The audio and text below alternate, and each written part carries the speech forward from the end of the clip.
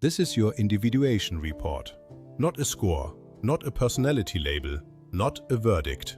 It is a map. It shows where the work of becoming yourself sits right now and where there is more to meet. The whole of it rests on one idea I spent my life on. Individuation is not a destination you arrive at. It is a circling, again and again, around a center you never fully reach. So read this not as a grade, but as a description of where you stand on a road that is never literally finished. At the very top, the report names one thing: your growing edge. A single task out of 6 where your work sits most clearly right now. This is not the worst thing about you.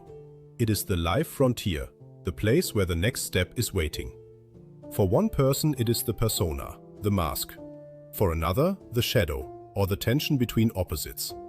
Whatever yours is, begin there. The edge is simply where the ground is still open. Below the edge, you will see 6 tasks, each shown as a slider. This matters. Not one of them is a pass or a fail. Each is a continuous gradient between 2 poles, and you sit somewhere along it. A lower mark is not a deficiency. It only means there's more to meet there. The tasks overlap and they recur across a life. You do not finish one and move to the next. You circle all 6 again and again, at deeper turns of the spiral. Where a task is highlighted, it is already well underway. Here are the 6, each as a movement from one pole toward another. The persona, from being fused with the mask toward wearing it consciously. The shadow, from projecting your dark side onto others toward owning it as your own. The anima or animus, from being possessed by moods and opinions toward relating to the inner other. The dialogue with the unconscious, from dismissing your inner life toward engaging it. The tension of opposites, from splitting the word into either and or toward holding both at once. And the axis between the ego and the self, from the ego sitting at the center of everything toward the ego standing in relation to something larger. Read your sliders as directions of travel, not as marks on a test. Then the report turns to your door to the unconscious.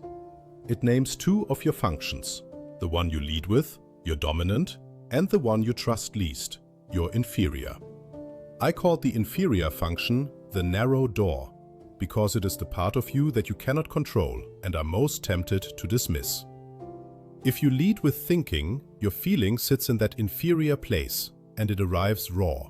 Sudden moods, tender longings, resentments that will not let go. The report tells you what your particular inferior holds and how the door opens. It is almost always through what you have neglected, not through more of what you are already good at. After the map comes a reflection written for you alone. One honest note about how this is made. The numbers were computed on your own machine, in private. This reflection is the single part that uses the AI, and it reads your own written answers back to you. So if you wrote that you have no conflicts or that you do not dream, the reflection takes those words seriously and asks what they might mean. It is not flattery and it is not diagnosis.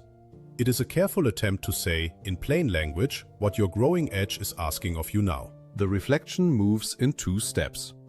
First, what this movement asks, what it would mean to take up the task at your edge. Not by tearing down the mask or forcing a feeling, but by becoming curious about what lies beneath the smooth surface. Then, the shadow and the door, the buried capacity hidden inside the very thing you avoid. The coldness that a competent mind builds is often a defense against a feeling life that, when it finally arrives, can feel like too much. The work is to approach it gently and begin a relationship with it. Then, your next movements. A few concrete practices chosen from your own map and your own words. Keep a dream journal, even on the mornings when nothing comes. Pause 3 times a day and ask what you actually feel, not what you think. Revisit one disproportionate reaction with curiosity and ask what it shows you about yourself.